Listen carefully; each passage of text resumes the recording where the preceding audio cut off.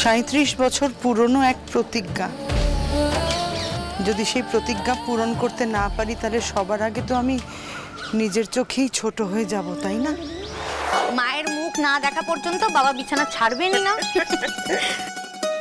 সত্যি ওদের একদম 100% লাভ। হ্যাঁ, আমার পরের মতো নাকি যে টাকার নেশায় কোনদিন বউকেই ভুলে যাবে। এই মাইয়া, তুমি হক্কর সময় কি বিড়বিড় করো কও দেখি। বিড়বিড় করি না ঠাম্মি, মনের কথা ওরাই, না হলে চেপে রেখে রেখে কোনদিন প্রেসার কুকারের মধ্যে বাস্ট করে যাব। বড় মা। হ্যাঁ বাবা। বড় মা, হ্যাঁ বলছি তোমাদের মা কই গেছে সকাল সকাল কও দেখি? জানি না তো বাবা, ঘুম থেকে ওঠার পর থেকে তো দেখাই পাইনি। মা জল খাবারে কি হবে বলে না দিলে তো খুব মুশকিল। কেন কেন এতগুলান বছর তুমি এই বাড়িতে আসো, তে একটা দিন বুদ্ধি কইরা এটা করতে পারো না? ও বাবা, ওসব ঝুঁকি আবার কেউ নেয় নাকি? এ বাড়িতে এক একজনের এক এক রকম ফরমাইশ। তাইলে আর কি, আবদামি না কইরা তারে একখান ফোন কইরা লও। হ্যাঁ ঠিক বলেছো, আমি করে দেখছি। কাল রাতে কমলা ঠিকঠাক ঘুমোয়নি, ভোর পর্যন্ত জেগেছিল, আবার সকাল থেকে বাড়ি নেই, গেল কোথায়?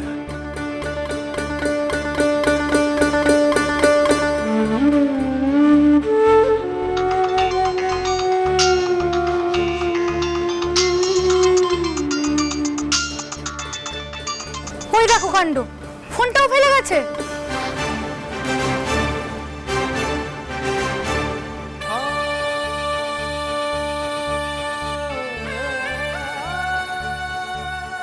কমলা, এই সাত সকালে তুমি কোথায় গেলে? খুব ভালো করেই তো জানো তোমায় ছাড়া আমার সকাল শুরু হয় না। বাবা, আমার না হঠাৎ করে কেমন জানি একটা টেনশন হচ্ছে। হ্যাঁ, মা তো কখনো ফোন ফেলে কোথাও যায় না।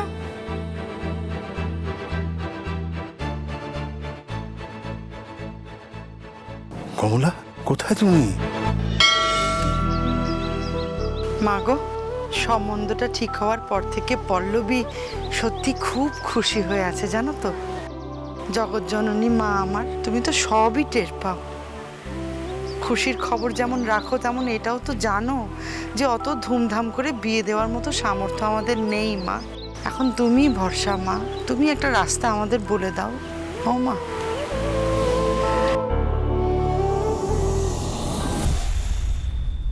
রমেশ, রমেশ, আমাকে ডাকছিলেন স্যার? এই সকালবেলা থেকে কাগজগুলো এখনো চোখে দেখতে পাইনি। তৈরি আছে স্যার, আপনি একবার চোখ বুলিয়ে নিন। তুমি আবার আমারে পড়তে বলতেছো? আপদ, নিজে একবার চোখ বুলিয়ে নিয়েছো? হ্যাঁ স্যার। যা যা লিখতে বলেছিলাম সব লিখেছে? হ্যাঁ স্যার। এই সৌগত কোথায়, তারে দেখতিস না? পরের ভোটে তোমার শ্বশুরমশাই যাতে ক্ষমতায় আসতে পারে ঠাকুরের কাছে সেই প্রার্থনাই করো।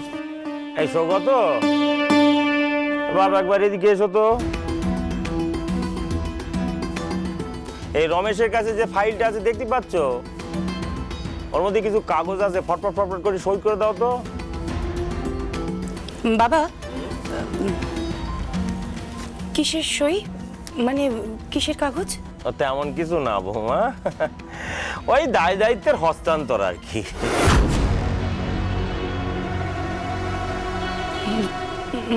মানে মানে এতদিন সৌগত যে দায় দায়িত্বগুলো সামলাইতো, সেই দায় দায়িত্বগুলো আমি আমার ছোট ছানার কাঁধে চাপাতে চাচ্ছি।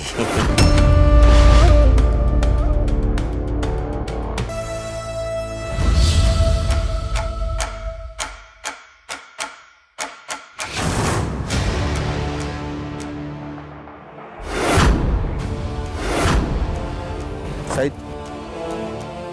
সাইডে যাও, সাইডে যাও, সাইডে সাইড যাও, সাইড সাইডে যাও, সাইড সাইডে যাও। সাইড।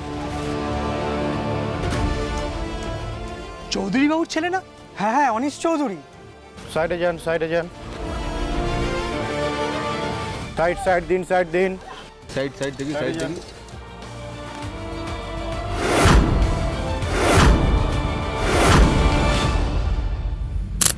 তুই বিয়ে করার সময় ভুলে গিয়েছিলি তোর অবস্থার কথা। এক্ষুনি এই বাড়ি থেকে বেরিয়ে যা, বেরো বেরো, গেট আউট।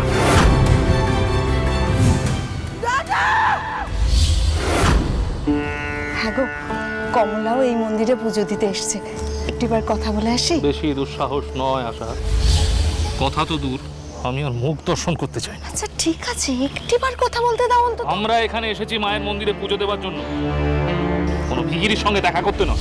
চুপ করো না, কি সব বলছো, মাথাটা ঠান্ডা করো। কমলা কেমন আছো তুমি? ভালো আছি বৌদি, তুমি? ভালো থাকবে কি করে? 37 বছর কেটে গেল, কই এখনো তো নিজেদের বাড়ির গৃহপ্রবেশের নিমন্ত্রণের পত্র পেলাম না। না না আশা, তুমি ভালো করে জিজ্ঞেস করো, আমাদের নিমন্ত্রণ না করে কোন কোটি টাকার বাংলায় ওনারা থাকছে না।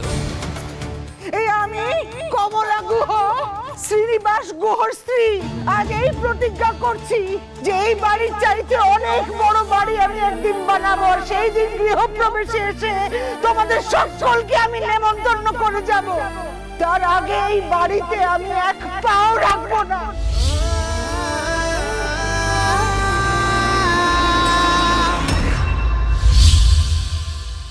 কমলা, এবার জেদটা ছেড়ে দাও না গো। 37টা বছর ধরে তুমি এই জেদ করে, রাগ করে নিজের বাপের বাড়ির মানুষগুলোর থেকে মুখ ফিরিয়ে আছো। এত জেদ ভালো নয় বোন। জেদ নয় বৌদি, প্রতিজ্ঞা। 37 বছর পুরনো এক প্রতিজ্ঞা। যদি সেই প্রতিজ্ঞা পূরণ করতে না পারি, তাহলে সবার আগে তো আমি নিজের চোখেই ছোট হয়ে যাব, তাই না? বাড়ি আমি বানাবোই, আর যেদিন বানাবো যাব আমার বাপের বাড়ি, প্রথম নিমন্ত্রণ পত্র হাতে নিয়ে। 37টা বছর ধরে কি কি ঘটে গেছে তোমার কোনো ধারণা নেই কমলা। কেন, কি কি হয়েছে?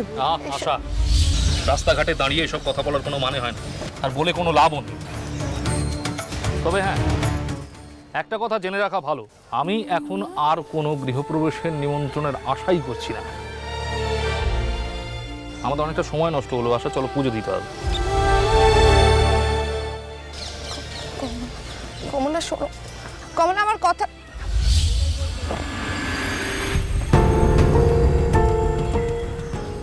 হ্যাঁ গো, সত্যিটা জানিয়ে দেওয়া আমাদের কর্তব্য নয়? উনি তো এই মেয়েটারও বাবা। ও যদি আমাদের পরিবারের কেউ হতো তাহলে নিশ্চয়ই জানাতাম।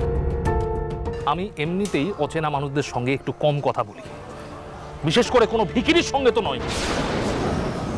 আর কি জানাতাম, ওর জন্যই তো।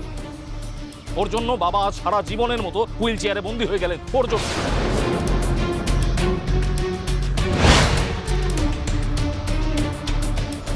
আমার কথা বাদ দাও, বাবা নিজে আর কোনোদিন ওই মেয়ের মুখ দর্শন করতে চান না। 37 বছর কেটে গেল, কই এখনো তো নিজেদের বাড়ির গৃহপ্রবেশের নিমন্ত্রণের পত্র পেলাম না।